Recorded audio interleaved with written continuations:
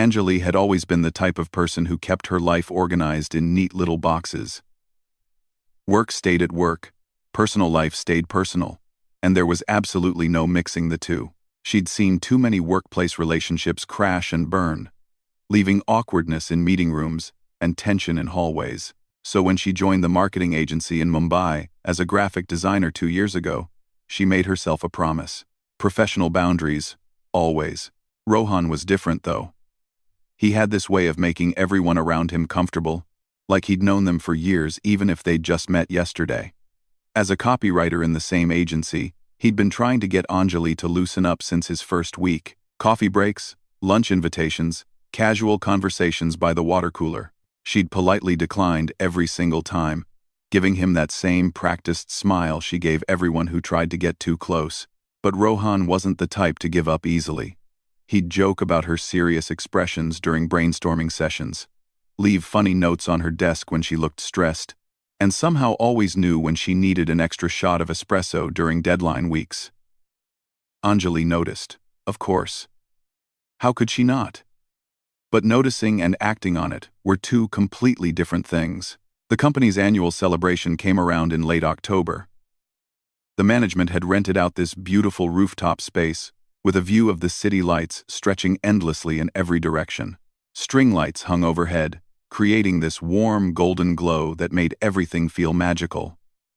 There was music, laughter, and champagne flowing more freely than it probably should have at a work event. Anjali stood near the railing, watching her colleagues dance and chat, feeling both part of the celebration and separate from it at the same time.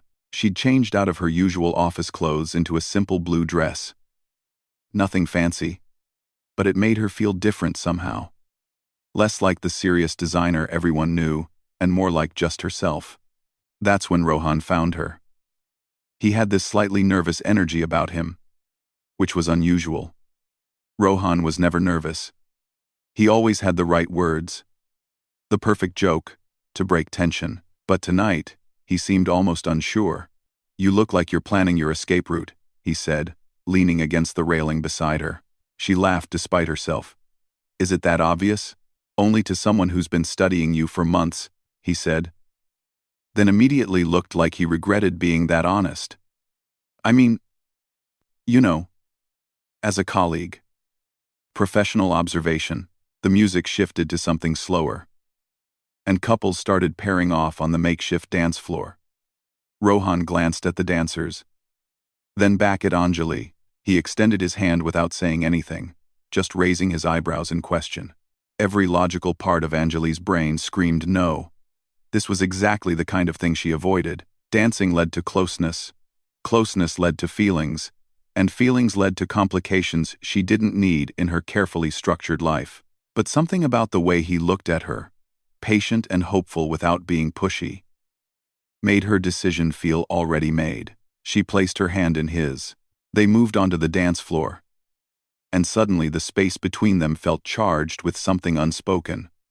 Rohan's hand rested lightly on her waist, respectful, but warm. Her hand found his shoulder, and they started swaying to the music. Neither of them were great dancers, but that somehow made it better, more real. "See? Not so terrible," Rohan said softly, and she could hear the smile in his voice. "The night's still young," she replied, but there was no edge to her words. They didn't talk much after that. The music, the lights, the gentle movement created this bubble around them where words felt unnecessary. Anjali could feel her heart beating faster, could sense Rohan's breath becoming slightly uneven. The distance between their faces grew smaller, inch by inch, like gravity was pulling them together. She couldn't say who moved first. Maybe they both did. Maybe it just happened the way inevitable things always do. Their lips met in the middle of that crowded dance floor, surrounded by people and music and city lights. But in that moment, nothing else existed. The kiss lasted maybe 5 seconds, maybe 10. Time felt strange and stretched. When they pulled apart, both of them just stood there, still holding each other, eyes wide with the realization of what had just happened. Anjali's first thought was that she should panic. She should pull away, apologize, create distance. That's what the logical, careful version of herself would do. But she didn't move. Neither did Rohan. They just stood there, reading each other's faces, understanding without words that something fundamental had shifted between them. The song ended. The spell broke slightly. They stepped back from each other, suddenly aware of their surroundings again. But even as they separated, even as they tried to act normal and rejoin their colleagues, both of them knew there was no going back to whatever they were before that kiss. Monday morning felt like walking into a different universe. Anjali had spent the entire weekend replaying those few seconds on the dance floor, analyzing every detail until her mind felt exhausted. She'd picked up her phone a dozen times to text Rohan, then put it down without sending anything. What was she supposed to say? Sorry for kissing you? Thanks for the dance? Let's pretend it never happened? When she walked into the office, her stomach was doing these nervous flips that reminded her of her first day at school. She saw Rohan across the room, already at his desk, and their eyes met for just a second before she quickly looked away. Smooth, Anjali, really smooth. The morning meeting was torture. They sat on opposite sides of the conference table, both contributing to the discussion about the new campaign, both acting completely normal, but Anjali could feel the tension humming between them like an electric current. Every time she spoke, she was hyper-aware of Rohan's presence. Every time he laughed at someone's joke, she wondered if he could feel this same strange energy. By lunchtime, she'd successfully avoided any one-on-one interaction. She ate at her desk, buried herself in design work, and tried to convince herself that maybe if they just never acknowledged what happened, it would fade away like a dream. Her phone buzzed around 3 in the afternoon. A text from Rohan. We should probably talk. Not running away, I promise. Just, we should talk. She stared at the message for a full minute before typing back. Parking lot after everyone leaves? I'll be there. The rest of the day crawled by. Anjali kept checking the clock, not sure if she wanted time to speed up or slow down. What were they going to say to each other? What did she even want from this conversation? By 6:30, the office had mostly cleared out. Anjali grabbed her bag and headed down to the parking lot. Her heart pounding so hard, she could hear it in her ears. Rohan was already there, leaning against his car, looking just as nervous as she felt. Hi, he said as she approached. Hi. They stood there for a moment, both trying to figure out how to start. Finally, Rohan ran his hand through his hair and let out a long breath. Look, I'm just going to be honest, because I'm terrible at playing games, he said. That kiss? It wasn't just a moment for me.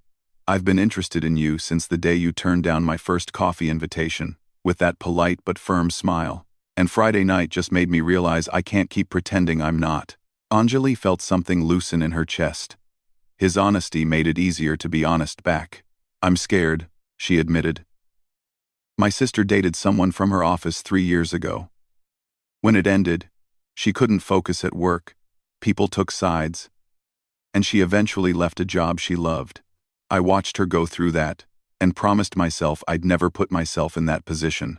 I get that, Rohan said quietly. And I'm not asking you to risk everything. I'm just asking if maybe what we could have is worth exploring carefully. They talked for almost an hour in that parking lot. About their fears, their past relationships, what they wanted from life. Rohan told her about his last relationship that ended because he'd thrown himself into work and forgotten to show up as a partner. Anjali shared how she'd spent so long building her career that she'd forgotten to build a life outside of it. So what do we do? Anjali finally asked. We could try, Rohan suggested carefully. Keep it between us for now while we figure out if this is real or just a really good moment on a dance floor. No pressure. No expectations. Just honest. Honest. Anjali thought about it. Everything logical told her to walk away, protect herself, maintain those boundaries she'd worked so hard to establish. But something deeper, something she'd been ignoring for months, told her that some risks were worth taking. Okay, she said, but slowly. and private. Rohan's face broke into this genuine smile that made her stomach flutter. Slow and private. I can do that. They decided to go for a walk in a nearby park, away from the office and anyone who might recognize them. The evening air was cool, and the park was quiet except for a few joggers and people walking dogs. As they walked side by side, their hands occasionally brushing, Anjali felt this strange mix of nervousness and rightness. When Rohan gently took her hand, she didn't pull away, and when they stopped under a large tree, away from the main path, and he looked at her with that same question in his eyes, she answered by leaning in first this time. This kiss was different from the one on the dance floor. That one had been spontaneous, surprising, uncertain. This one was a choice, a decision, a promise that they were going to try to figure this out together. The next few weeks turned Anjali's carefully ordered world into something both thrilling and terrifying. She and Rohan became experts at living double lives. At work, they were friendly colleagues who collaborated well on projects. Nothing more. Nothing suspicious. But the moments in between told a completely different story. They started meeting for coffee at this small cafe 3 blocks from the office, always arriving separately, always leaving at different times. Early mornings before the workday officially started became Anjali's favorite time. She'd watch Rohan walk in, his hair still slightly messy, and they'd share quiet conversation over steaming cups while the city slowly woke up around them. During office hours, they communicated in subtle ways that felt like their own secret language. A slight smile during a presentation meant, "You're doing great." A quick glance across the room meant, "Wish we could talk right now." Once, during a particularly boring meeting, Rohan sent her a text that just said, "Your focused expression is adorable," and she had to fake a cough to hide her smile. Their actual dates happened in carefully chosen places where colleagues wouldn't go. A bookstore in a different neighborhood where they browsed for hours, reading passages to each other.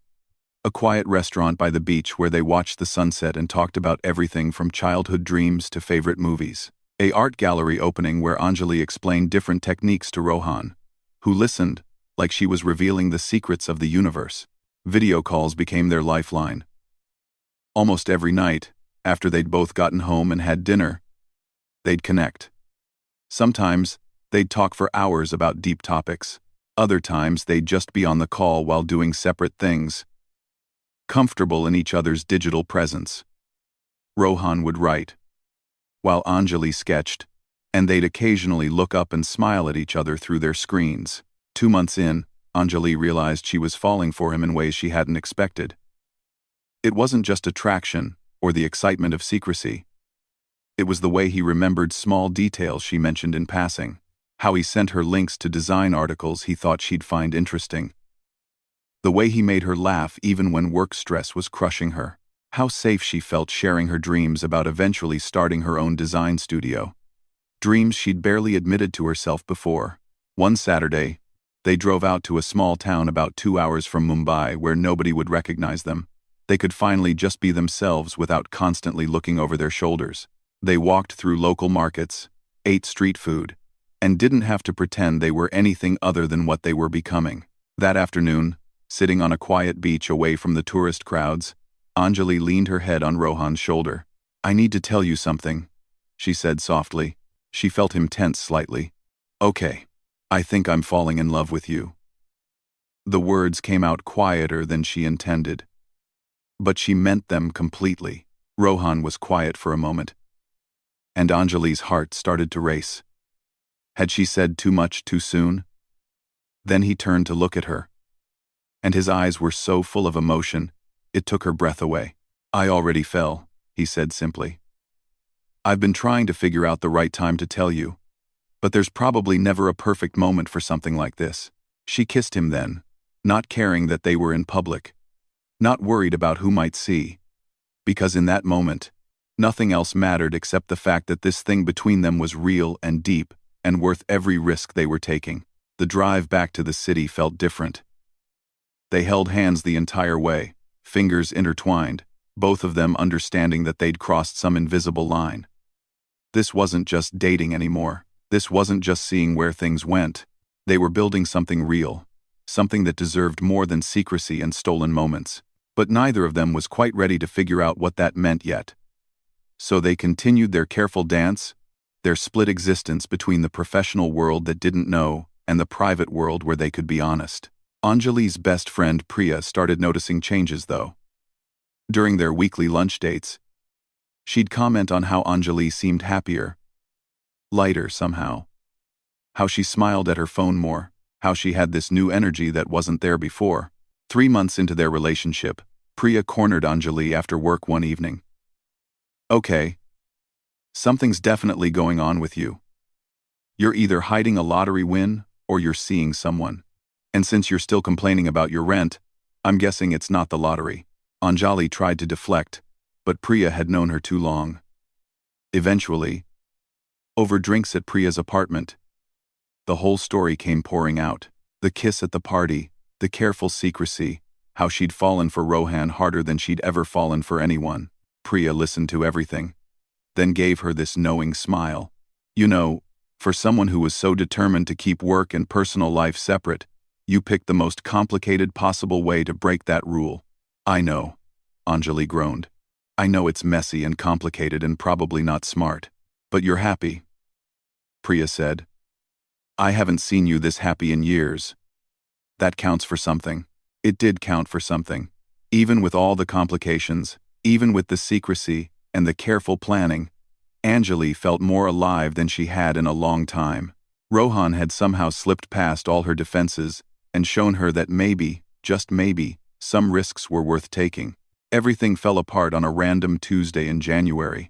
Anjali was in a meeting with the senior management team when they announced a major restructuring of the creative department. Budget cuts meant they were consolidating teams, and the new structure placed Rohan directly under her supervision. She sat there, nodding along with everyone else, while inside her stomach dropped to her feet. After the meeting, she went straight to the bathroom and splashed cold water on her face. This was exactly what they'd been trying to avoid. A direct reporting relationship created an official conflict of interest. HR would have to be involved. Questions would be asked. Their carefully maintained secret was about to become everyone's business, whether they wanted it to or not. She texted Rohan. "We need to talk. Tonight. Your place." He replied immediately. "Saw the announcement. Yeah. We definitely need to talk." The workday felt endless. Anjali couldn't focus on anything. Kept running through scenarios in her head. They could go to HR now and disclose everything, but that might mean one of them had to transfer to a different team, or maybe even leave the company. Rohan could request a different assignment, but those were limited, and he'd worked so hard to get onto this project.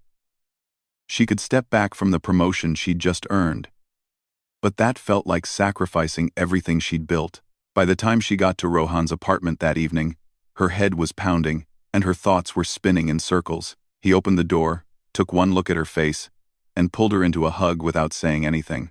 They stood there for a moment, just holding each other, both understanding how serious this had become. They spent hours that night going through every possible option. Rohan insisted he'd request a different team assignment. Anjali argued that wasn't fair to his career. He suggested they could put the relationship on hold until the project ended. She said she didn't want to do that.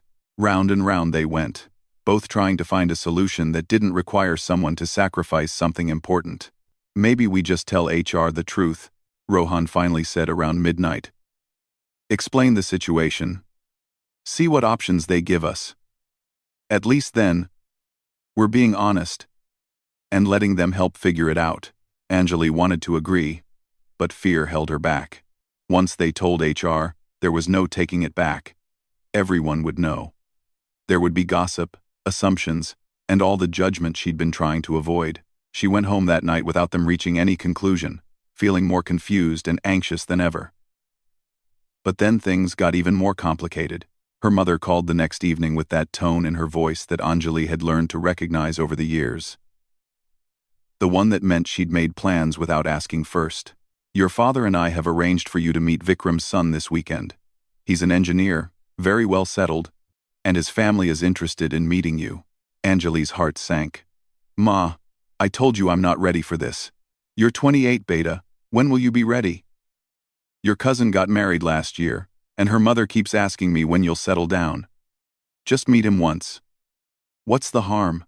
This was a conversation they'd had many versions of over the past year.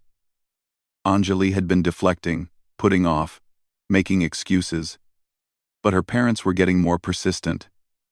And she knew why. In their world, an unmarried daughter approaching 30 was something to worry about. After she hung up, Anjali sat on her couch feeling overwhelmed. On one side, she had a relationship with Rohan that was real and deep but complicated and secret. On the other, she had family expectations and pressure that she'd been avoiding but couldn't ignore forever. And in the middle of it all, there was her career. The thing she'd worked so hard to build. She called Rohan, and he could hear in her voice that something else had happened.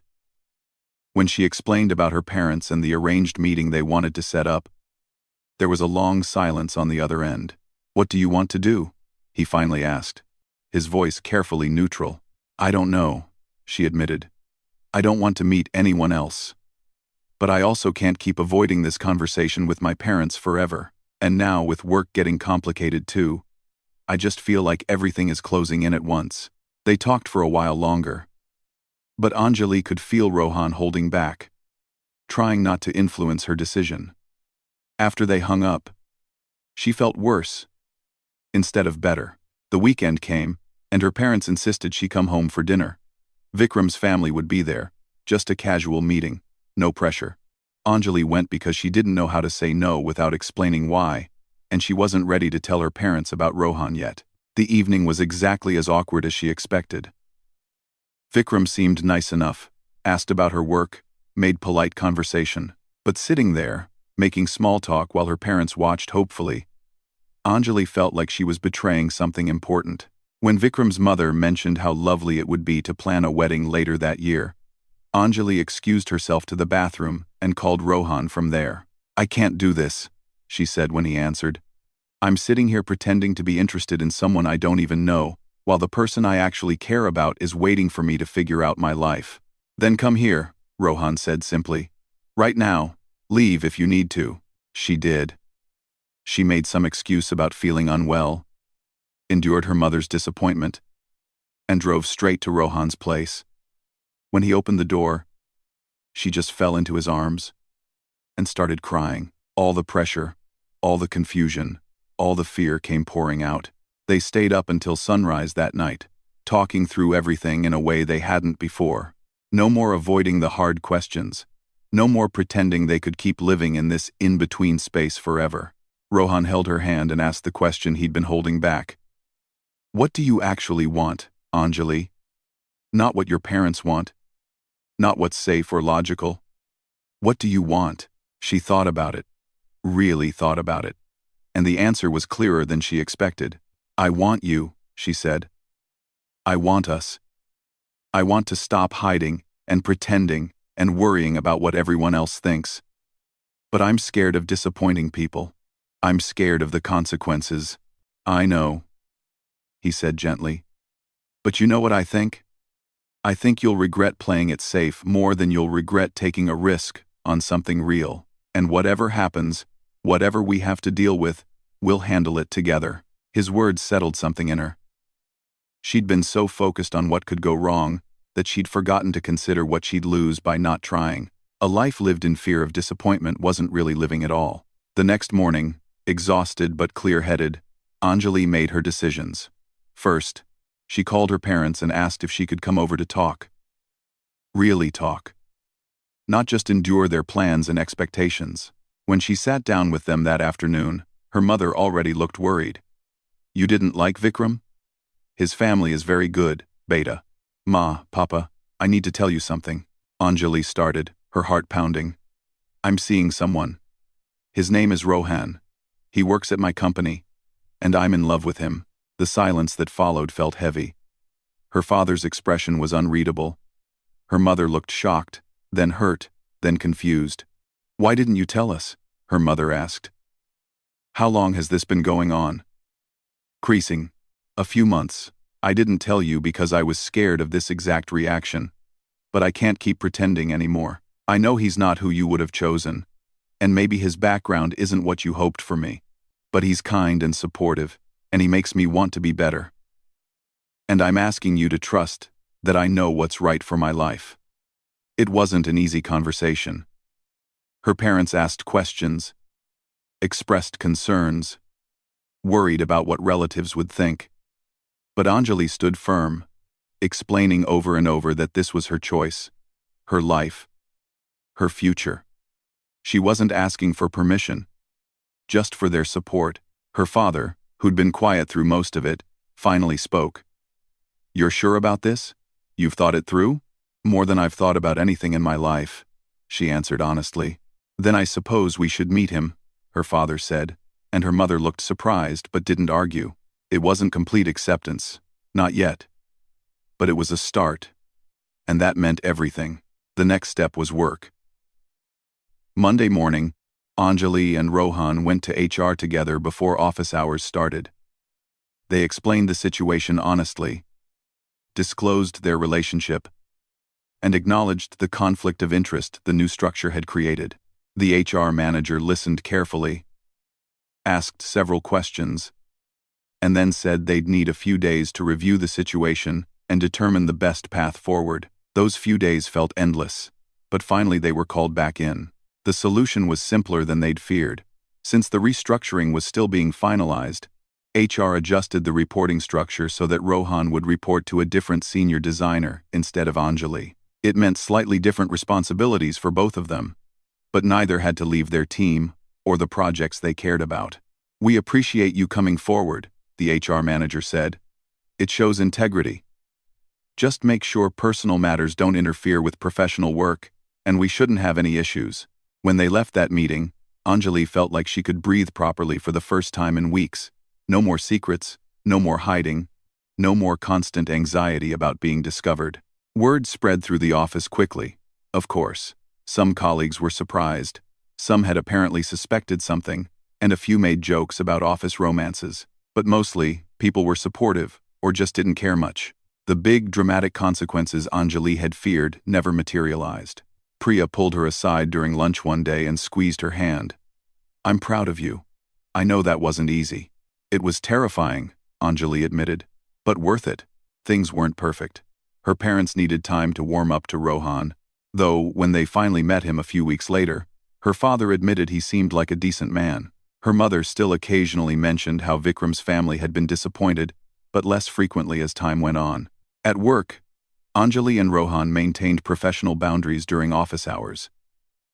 But now, they could grab lunch together openly, leave together without elaborate excuses, and not pretend they were anything other than what they were. 6 months after that first kiss on the dance floor, they were at another company celebration.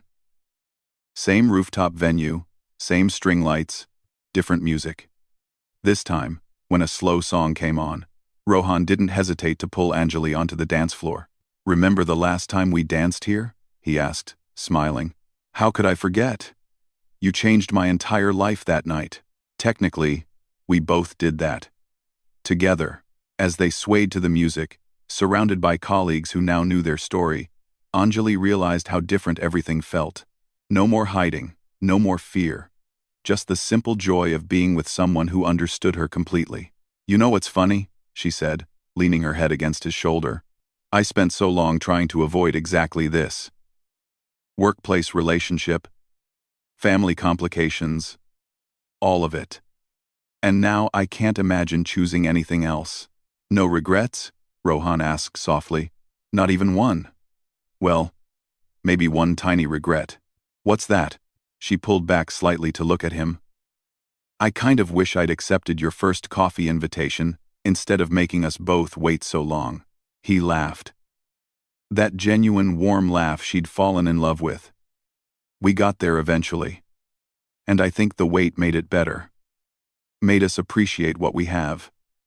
They kept dancing as the song changed, as other couples joined them, as the party continued around them.